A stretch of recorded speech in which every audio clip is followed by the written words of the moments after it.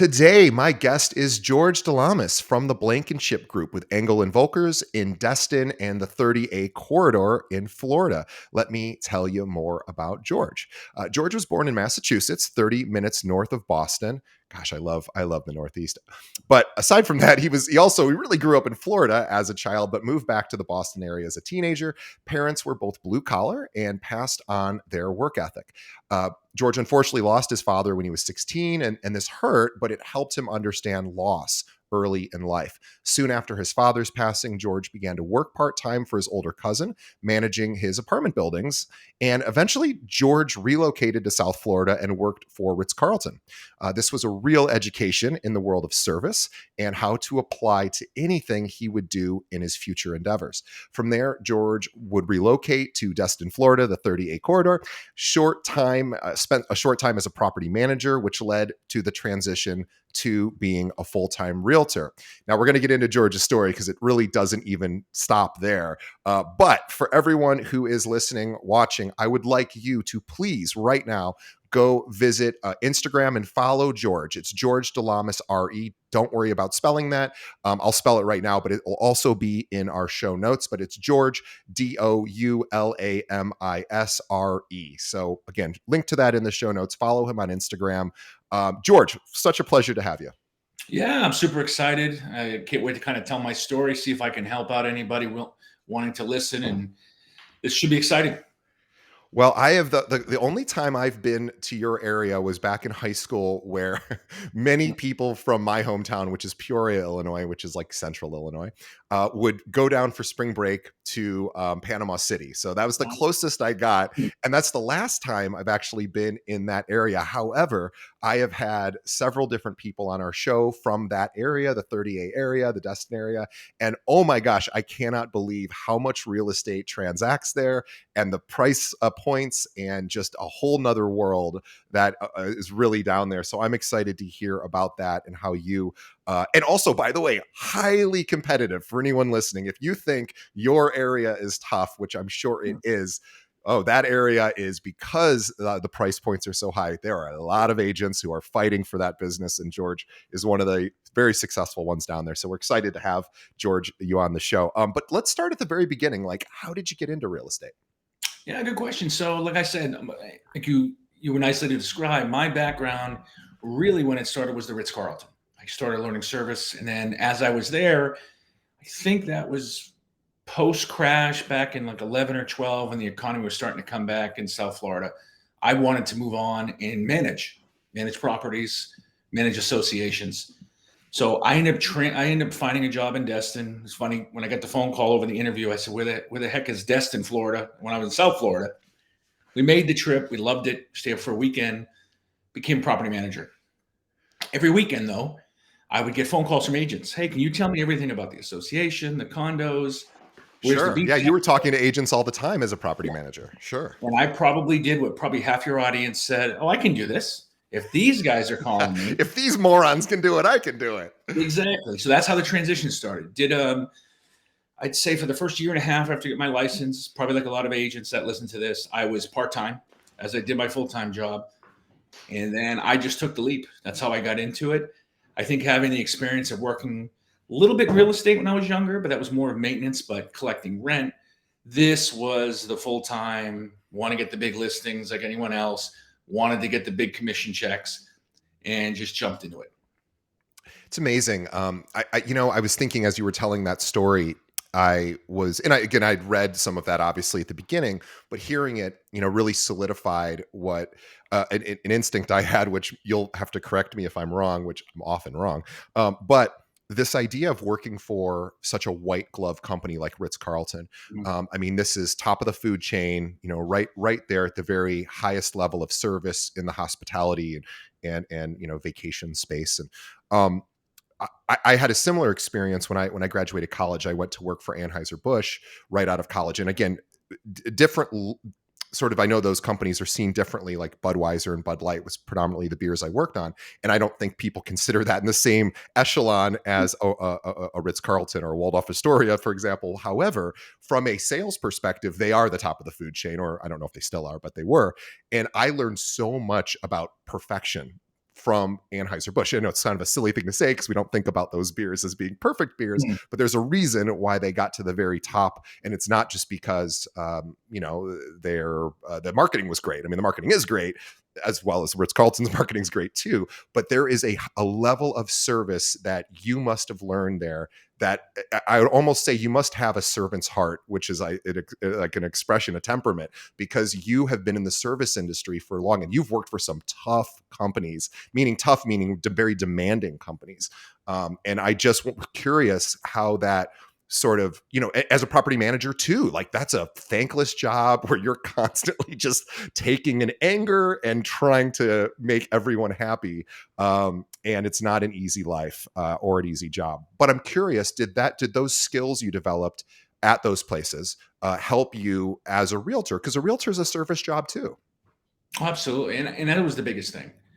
While you're there, it is very tough. I mean, you actually saw people get dismissed all the time because they couldn't live the standard. We Yeah. had certain ways, certain things had to be done. You couldn't say no, for example. And you'd have to navigate around problems because sometimes something might come to a property, something could be wrong. They're paying an extraordinary amount of money just to stay there. They want the stay to be perfect. And you might Of be the course. first person of defense to have to hear, this wasn't ready. This wasn't ready. How dare you? I came to this property because, but long story short, they always had a saying, we want to create a world where the consumer could not live without the Ritz Carlton in that world. Wow. They had to be there. So I started thinking, as I probably, it was probably internalized, but once I started getting real estate, how do we create experiences? How do I create a one-on-one experience where they couldn't even imagine me not handling the transaction? So I think even from there, we started going. And then there was always, whenever you went out into any of the ballrooms or the general areas, smile, you're on stage. So right there, you're like, okay, it's go time when I walk through the door. Like if I Yeah. have a bad moment in the hallway, that's fine. But once you walk through there, customers are number one. Have your So bad moments in private. yeah, um, you said something. I just want to say it again. I want to repeat something you said because it's simple but profound, and really, I hope our audience takes it in. You said, "I want to create a business where my clients literally cannot transact in real estate without me, or that they. I mean, obviously they can, but they yeah, feel that I am the guy. There's no other option. I'm the top of the food chain as far as what their expectations are." And you learned all of that as not only a property manager, because that is the toughest job.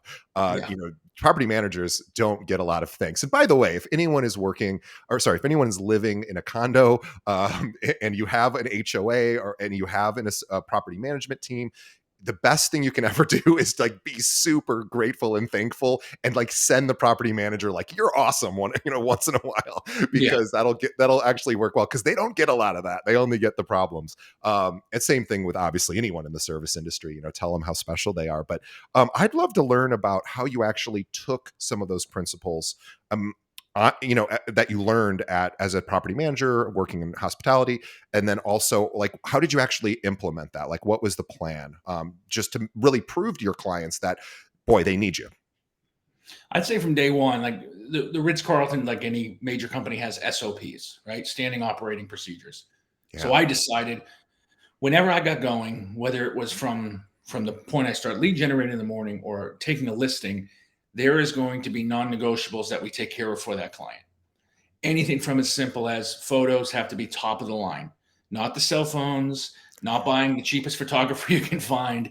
Every property, regardless, to even when I started, had to have a video, had to have some sort of video trailer, and not on a camera. Someone had to professionally do it.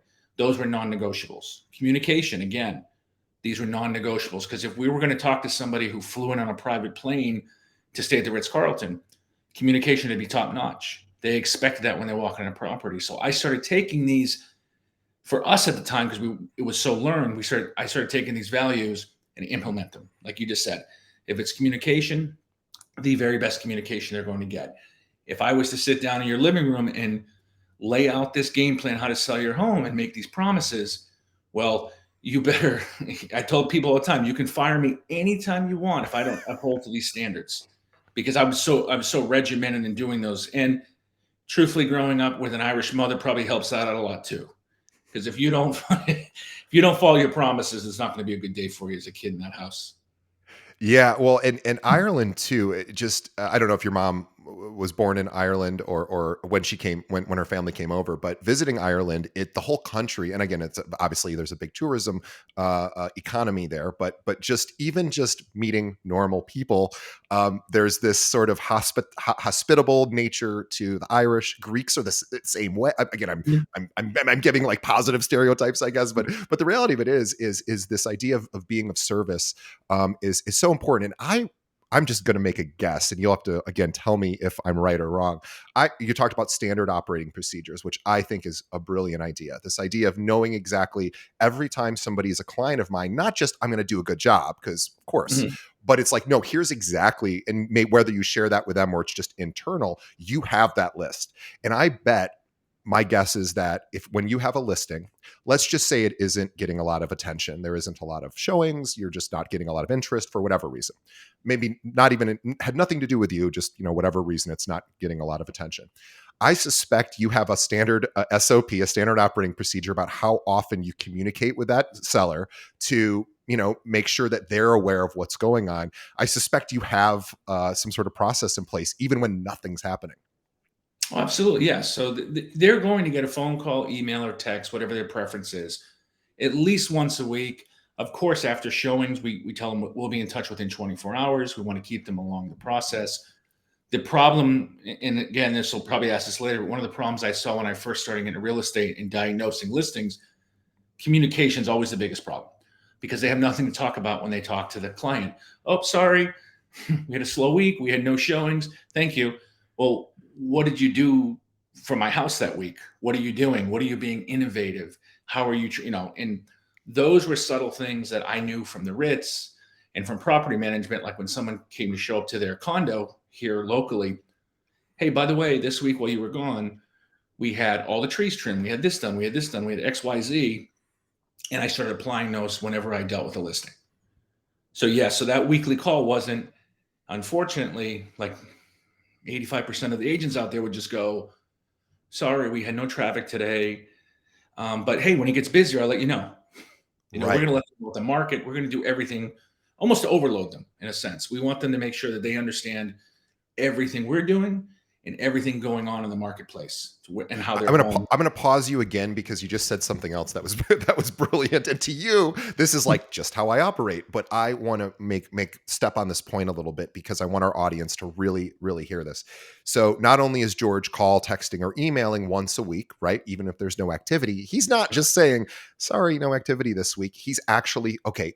I still have to justify my job. I still have to let them know that I am actively working on the property and here is the information I'm going to provide to them aside from the fact that we it's been light in traffic.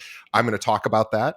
Maybe I'll have an explanation for why that is happening, maybe even a suggestion about how to fix it, but also by the way, this is all the other things we are doing currently for you.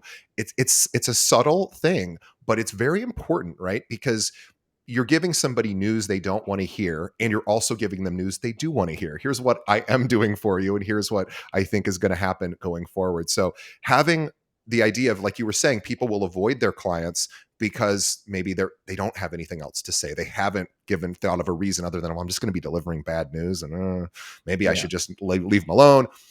It's so funny. I've said this before, and I'll just make this really quick story. It's a very short story, but I talked to one of the top producers in Chicago a few years ago on the show, and she was very soft spoken and very humble, and but literally very top of the food chain, like top 10 agents out of 46,000 agents here. And I was like, what's your secret? Like, what do you think you've done that's so different? She goes, DJ, this isn't going to be embarrassing to say this. I call every client every week.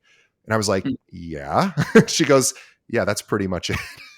And I said, doesn't everybody do that? And she goes, no. So I know it's a lot more than that, but even if that's a standard operating procedure, which it is for you, obviously huge. But I want to switch gears because I want to spend time now for anyone watching or listening. You may have an inclination to want to shut this off at the next topic. I am going to encourage you to not shut this off because George does something that I am absolutely crazy about. But if you get a little reaction inside of you that's like, oh, I don't like what I'm hearing, fight through it, because he's going to possibly give you an opportunity to really take your business to the next level and fight through some of the fear that you may have around this. And of course, we are talking about phone prospecting, everybody's least favorite topic, but it's an important one because since almost nobody does it, there's a huge opportunity here. And by the way, we should talk about the kind of properties that George is working on here. These are huge high net worth individual properties down in that area. These are people that, like you said, George was saying when he was at Ritz-Carlton, sometimes guests would fly in on a private jet. That's the same sort of experience George has dealing with some of his buyers and sellers now, because that's a destination where a lot of high net worth individuals play. And there's, normal priced properties there too. But George plays in a very, very exclusive space. And the idea of doing phone prospecting to me is fascinating at that space. So George, let's talk about this. Please tell us all about phone prospecting. Sure. Well, to give a quick backstory, when I started, I was trying to figure out what to do, right? Should I go to buyers? Should I write blogs? Should I do this? Should I do that? Because as we all know, when you get into real estate, yes, you have to study to take a test, but it has nothing to do with how to get business, right? Right. So what I decided to do, I started watching YouTube. There was a guy from Massachusetts, where I'm from, and he speaks fast like I do. He was like a bull in a china shop. So I liked that style. And I would literally pause the thing, write it down, pause, write it down. Then I would call people. And now I can call people very freely, but the phone ring, don't answer, because I didn't know what to say. I was probably like half the people listening to this. I was scared. If they answered, my tonality would dip. DJ, now, of course, I'm more polished. I've done this for such a long time, but that's what happens. That's the transition. So I started looking at listings and studying them. Bad photos, bad description. I would interview sellers and say, I understand you're not going to sell now, but I just have to ask, what went wrong? And they would start telling me, oh, I never heard from them. Everything was below rate. And I started figuring out, okay, if they say this, I want to get on their side as quick as possible. Where a lot of people who call, they want to do objection handling. If you say this, I say that. If you say this, and now we're going like this. Right. I learned There, early at this on. point, when there's sorry, just to pause for a second.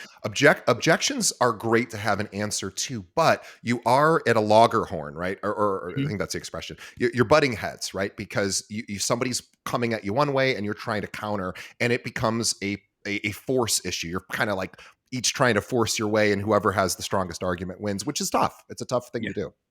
And growing up in New England, confrontation is very easy. It's normal, right? So I would do this, but then I started practicing, doing script practice with people from California, with people that had different. So I would start applying and say, wait a minute, instead of asking it with this tonality, I'm going to shift it. I'm going to say like this. I'm going to have a downswing, an upswing. I'm going to whisper when I had to say certain things. So it was just a transformation. So over the years, I started getting up. So you're right. I would start calling 500,000 $1 million houses. I could get them, right? Couple of reasons. Energy over the phone, people have to understand how important it is. I used to say things, now I look back, I'm like, how the heck did I get that listing? I know what I was saying, but the energy was there. And the seller who just went through a bad experience said, in their subconscious, I don't want to get too boring into this because people get bored, but the subconscious is saying, wait a minute, this is different. 10 people just called me, but this guy's different because his energy is different. His tonality is different. He's asking questions that people generally don't ask. So throughout the process, every time I had something, I'd fine tune it.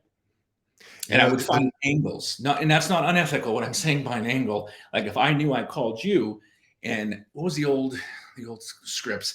When are you going to hire the right agent to sell your house? Well, I used to hear that and cringe. I'm like, well, if I'm talking to my friend, because that's what I would try to set up, is I'm not going to say, hey, DJ, saw your house came off the market.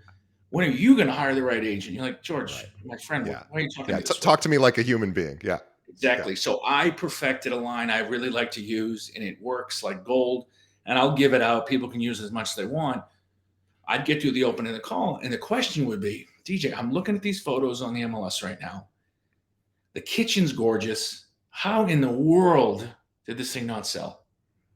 And what I started finding out, that's an implied compliment rather than you hired the wrong agent. What starts going to the subconscious? You're an idiot. You hired the wrong person. I'm smart. I can help you. Right. The sellers are like, wait a minute. Now it's confrontational. Their sales resistance will build up now. And now for the next 10, 15 seconds on the phone, if you don't shift that, what happens? Have a good day. Or if you're in South Florida where I first sold, click. Well, So what's brilliant about that? I mean, it is brilliant. So let's repeat that line because it is a brilliant line. And as soon as you said it, I was like, that is brilliant because you yeah. said, hey, Mister or Mrs. Seller, hey, I was looking at the photos of your property, unbelievable, like the kitchen, insane. How did this thing not sell, or Mhm. what happened? How in the world? What Yeah, how in the world did it not sell? Yeah, I mean, how in the world did this not sell? And by the way, I just want to make another point about tonality mhm, because we've kind of moved on from that.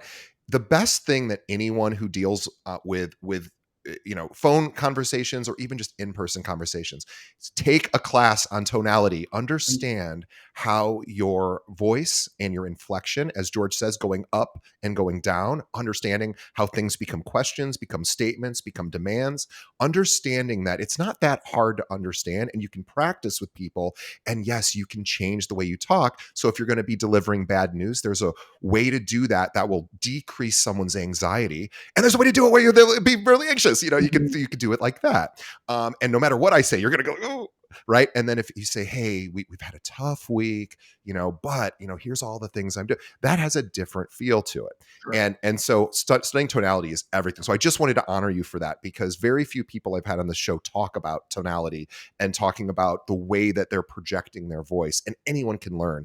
But I'm sorry, but back to your script idea. That is a brilliant question because what you're really going for, it sounds like, is you want the story. Hey, what's the story here? What happened? Yeah. And that's really the connection, right? We're going to build rapport. We're going to go a little bit deeper. We're going to repeat and affirm. So if I say, how in the world does this thing not sell?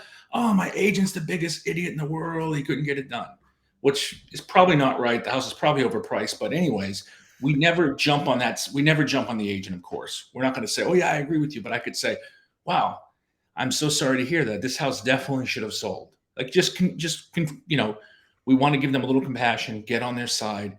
And then the next part of the scripting is rapport building. So we already kind of got on their side. We went from like this face to face to like arm around them. Wow, how did this happen? So we're like getting in them saying, hey, listen, I'm different. I want to hear what's going on. I don't have commission breath. I'm not salesy. I'm not pushing you. It's more of here's the process. So tell me what happened. Well, it's very much like similar to what a consultant might do at a company. A consultant who's brought in to rescue a company or fix a problem the company's Mhm. having, they might walk in and go, "This place seems great. Like, what's the problem here? What's going on here?" And really, what you're wanting to do is you're out. You want the story. You want the person to tell you without feeling pressure or stress, or you're right, or that they may feel stupid that they hired somebody that maybe they feel didn't do a good job. They could be angry at that person, that agent, but they could also feel stupid. And you mentioned that. And that's an important thing for people to realize when you ask questions about, the previous agent. It's kind of like when people are in a bad relationship and they break up and you say to the person, oh, I'm so sorry that happened to you. And they go, I feel so stupid. I was in this relationship. And you're like, you shouldn't feel stupid, but people do sometimes. So that's an important thing to realize. And the other thing that you said that was so smart, or sorry, the other implication is that you have a solution that you haven't yet told them. You're like, how did this not sell? This should be selling. This should have sold, which means you know something that they don't know yet, which is also a very subtle way to project yourself as a leader, as somebody who knows a little bit more than they do. And they're going to be like, I know if my home didn't sell and I had hired an agent and somebody called me and goes, how did your place not sell? And I said, I don't know. Maybe they didn't do a good job. I don't know. And you're like, this place should have sold. I would have been like, great. Tell me what you're going to do because Yeah. that's all I want. So brilliant, George. It's not, here's what I'm going to do for you. It's, this should sell. And a lot of times they'd be like, oh, great, let's talk. I want to hear what you're going to tell me. So anyway, I'm just honoring you for all of this. Sorry for Absolutely. stopping so I often, but will it's say so this too. important. Sometimes, most of the time calling gets such a bad name, right? They'll say cold calling doesn't work. They'll call it cold calling. Some people call it prospecting. Now, keep in mind, when I just asked that question, how in the world does not sell? Recently, I got a $7.69 million listing out of that. Ah, And when I sat down with them after we signed everything, I said, quick question. I'm always wondering, what led you to, list with us? Well, you asked me a question no one ever asked me. How in the world did my home not sell? and they And I remembered thought, it. yeah. They remembered it right away. So I know it works. I probably said that question now 25,000 times. Sorry, And I'm by the way, George is being authentic. He's not saying it because it's part of the script. I mean, it is part of the script, but George is legitimately curious. Why did this place not sell? And that comes through, right? If you say it and it's part of your sales tactic, maybe it'll work, maybe it won't. But when you're authentic and George is like genuinely interested, like, what happened here? I can't figure out what happened here. George's like, it's probably the price. We all know that, but I want to hear it from their perspective. I want to know what they think went wrong. Mhm. So brilliant, George. And I will say this really came from this part of my growth to where I'm at now. Came from an agent. He probably doesn't remember. I listened to a podcast. His name is Michael Ferrero in Connecticut, luxury agent. I was probably like a lot of agents listening to this or watching it. He would say, I'm getting $5 million listings by expired calls. I was like, how the heck is he doing this? Nobody Right. gets that.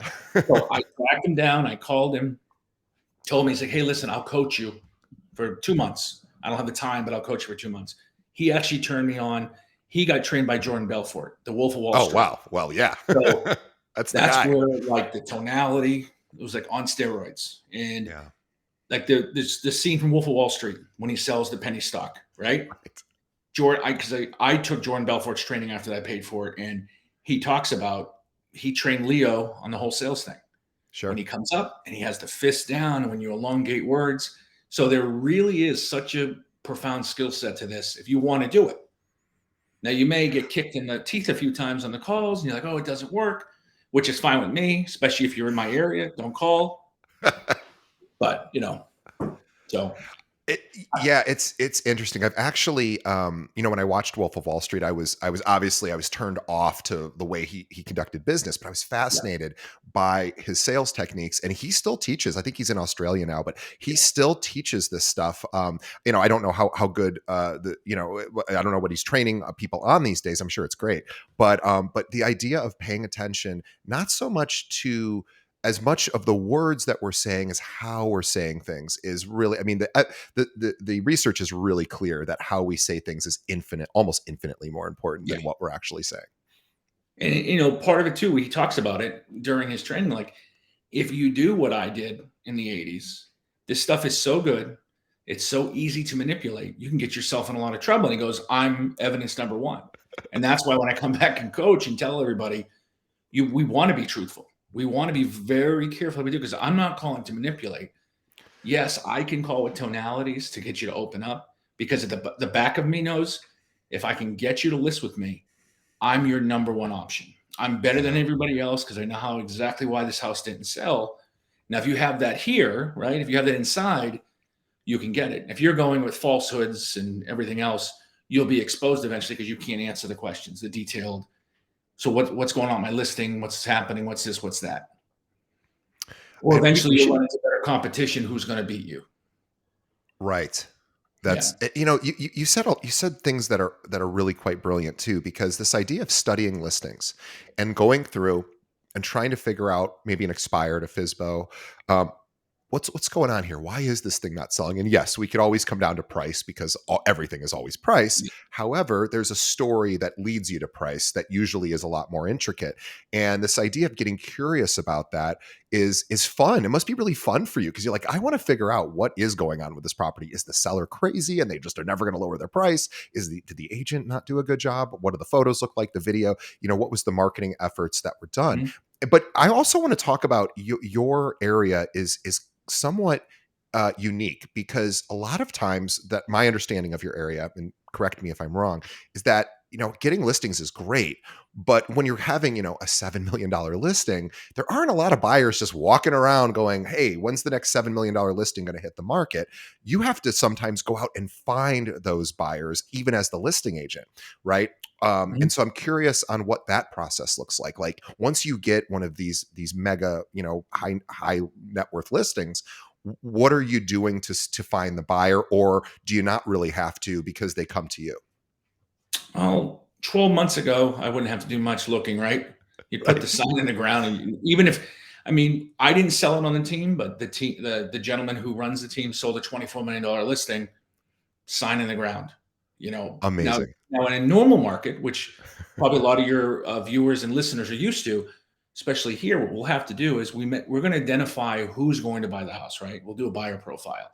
For us, for example, we know it's 90% chance an out of state owner who may use it 2 weeks out of the year. Now, some may use it a full month or 2 months, but so we know, okay, they're probably not going to use it. They may even decide to rent it because we have such a short term rental market here. Homes get rented per week, some on the weekends. So, okay, we know that. Now we know what 4 or 5 states are our feeder states, right? It's Alabama, it's Tennessee, Texas is now big. Georgia's always been there. Not so much parts of Florida, maybe parts down the other panhandle that want to upgrade. Maybe they bought something in Panama City Beach and said, you know what? That doesn't get the luxury feel that 30A does. So maybe I'll trade my condo and want to get on the sand. So first we have to do is identify the buyer. And then we can go out different ways to market. We can't call a neighborhood like we used to do in West Palm Beach or Jupiter, Florida, where we'd say, hey, I know you live in a neighborhood now that has this, this, and this. We just listed here and you could trade up. So we had to identify like Nashville.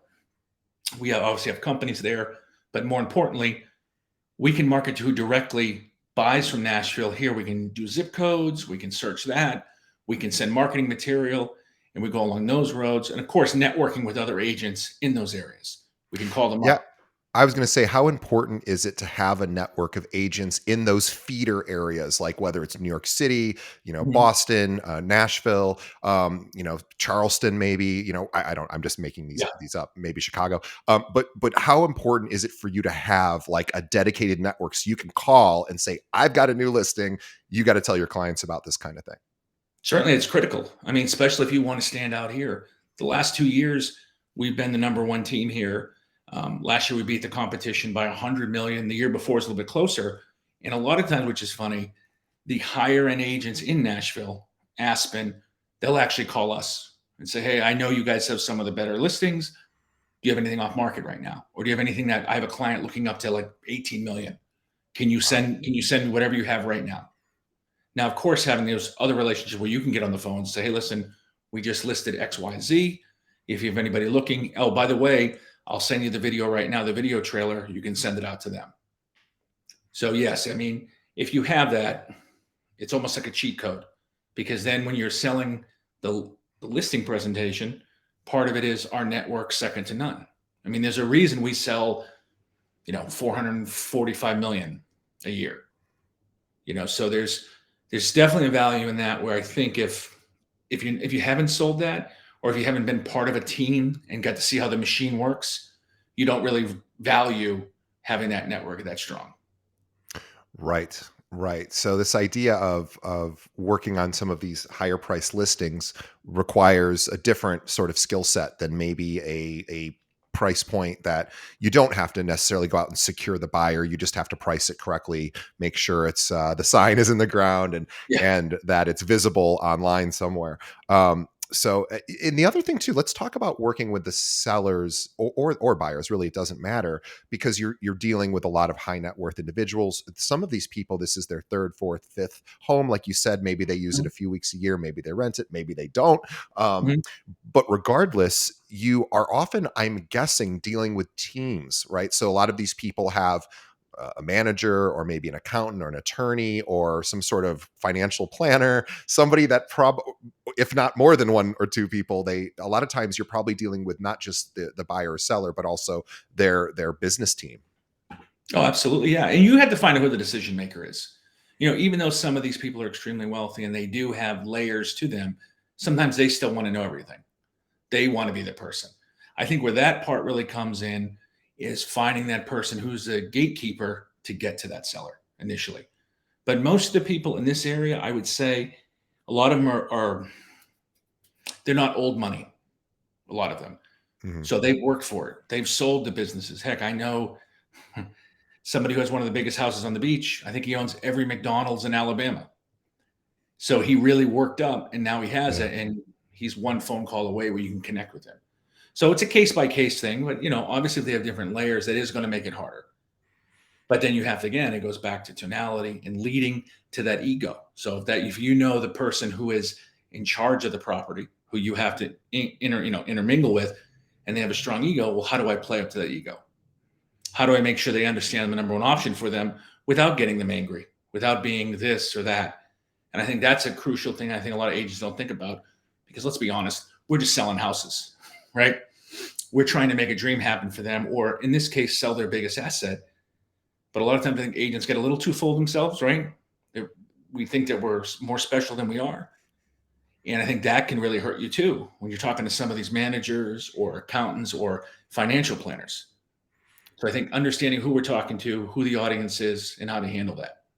And it's probably also that you come across as somebody with a very mild to non-existent ego. And I think when you're dealing with some people who may have an inflated sense of self because of their success, obviously you've had a ton of success too. So you should, if anyone should have it, it should be you. But obviously, understanding you're in the service business, you have to tamp that down. And you just don't seem to be the kind of person that has much of that, which is awesome. But I imagine that leaves room for the buyer or the seller to be able to express their ego if they want to, and they're not in competition with you. You are there to support them, and you're also analyzing every part of that person, right? You're constantly thinking, how do I best communicate with them? What's the best way to say or do a certain thing so that it fits in with their worldview? You're constantly analyzing and strategizing in order to meet that client's need. Oh, absolutely. And that's really the biggest thing. Like, do I have an ego when I need to? Of course. But with most people, I'm there to serve them, right? And we know, like I know sellers who need more attention versus some that are like, hey, give me a call when I get an offer. That's all I care about. Please don't bother me during the week. I'm very busy. And then there's others every 4 days. Hey, what's going on?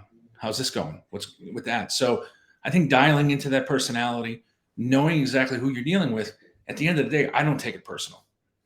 I've actually had sellers complain about other agents. Oh, they take me so personal when I do this, when I do that. They start crying to me. I don't want that in the next person. I said, that's fine. If we want to have no feelings, I'm good with that too. Because a lot Yeah. of times I get accused of, well, you don't seem that happy when you first meet people. I'm like, well, I'm just trying to look at the circumstances. How can I help you as fast as possible? And I think some agents, they take everything so personal. It's like, guys, we're really here for the clientele. Our feelings are secondary. Now, you don't want anybody screaming at you. I get that part. But sometimes these are high stakes for them. These are high emotions. You get in the gist of it. We're about to close. Oh, by the way, they didn't disclose there was a $50,000 assessment due. Well, now the seller has to pay for it because he didn't. But the emotions are so high, and you're the person in the middle that has to take this abuse while that's happening. Yeah. So you just have to internalize it. Hey, this isn't me personally. I'm here to do a job. When it comes to that, and yeah, maybe you have a few cocktails after the transaction, you laugh it off, but you just try your best not to take it personal. Well, I You really, think I think one of the easiest ways to overcome that feeling of something being personal, because I think anyone listening who has had a disappointment in a transaction, or maybe their best friend chose another agent as opposed to them, those kind of situations can feel very personal. When you were talking about, making cold calls, that is a really easy way to understand. Well, it's a very intense way, but a quick way to understand that things aren't very personal. Because when you're calling for sale by owners, expired listings, you are going to take a little bit of abuse sometimes because people are angry. They're, I don't want to talk to an agent, or I just hired one and they screwed me over, or Mhm. whatever the reasoning is. And they, by the way, they probably have gotten 10 other phone calls that day as well, Yeah. because a lot of these, there's a lot of services where you can pay for those leads to come in every day, and they sell them Mhm. to many, many people. So the idea is you're not even usually the first phone call. So it's a tough phone call is my point. The challenge, or what happens though is you really quickly realize, oh, I survived. The guy told me to F off because I Mhm. couldn't even get my name out before he slammed the phone down. It wasn't even your fault, but you're like, oh, well, obviously that's not me. That's just that person was having a bad day. So I think all the cold calls you've made have probably helped make you have a little bit more of a Teflon, because you're like, yeah, it just happens. It's not the end of the world. And the way I look at it too, if I'm making all these calls, when I'm talking to somebody, like in my earlier part of my career, when I'm doing a lot more opens or I'm doing a lot more this, I want that interaction to be great. So the cold calls prepare you for that. Because I'll talk to people. I can't call anybody. I can't do it. I'm only good when I meet them in person. Well, What if you're proficient with a stranger? How good do you think you're going to be when you're with somebody who you meet face to face? You're going to be even better. That's all the way I looked at it. If I can get you, there's not a greater feeling in the world when I call you in Nashville. I convince you to sign a listing agreement over the phone. I never meet you. I sell the house. You get your wire, and we've never met. To do that Yeah. is just it's just a great feeling because you convince somebody you've never met.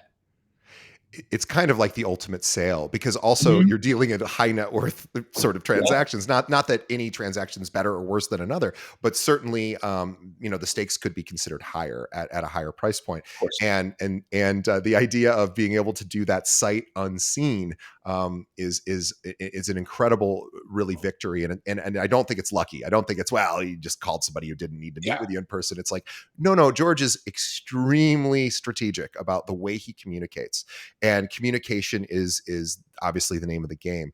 Mhm. I also, before we get close to wrapping up here, I want to mention, and I forgot to mention this earlier. So if anyone out there would love to be trained, and George isn't taking on everybody, he's only going to take on one or maybe two people, but he is wanting to share some of his knowledge that he has learned from all the trainers he's worked with and all of his own expertise and experience to possibly work with agents to teach them what he knows. By the way, guys, let's just go back to this one fact that wasn't even in George's bio that is like really crazy. His team outsold the next biggest team by $100 million in a year's time. Like, that's pretty impressive. So if you ever were like, I wish my coach was actually out there producing, George got his, he had a mentor who was successful and helped him, and he wants to do the same. So if there is anyone who's like, I want to learn what George knows, George, what's the best way somebody could reach out? And again, you're not taking everybody, it might only be one person, but what are you looking for and how should they reach out to you? Sure. They can, for now, they can go through Instagram. I think it's probably the easiest. What we're looking to really do, like I said, I'm not trying to take on 1,000 people. We're trying to get people who maybe either stuck, maybe they're getting in. And I know the feeling. You're getting your teeth kicked on the phone. You don't know what to say. You don't know how to say it. You don't know how to go out and get business. That's the worst thing about this business. What is the old saying? 90% of people come into real estate with no sales training. 90% of people leave with no sales training Yeah, because that's true. we get into a brokerage. The broker's like, hey, best of luck. Go out there, go kill it. Yeah. And you're like, how do I do that?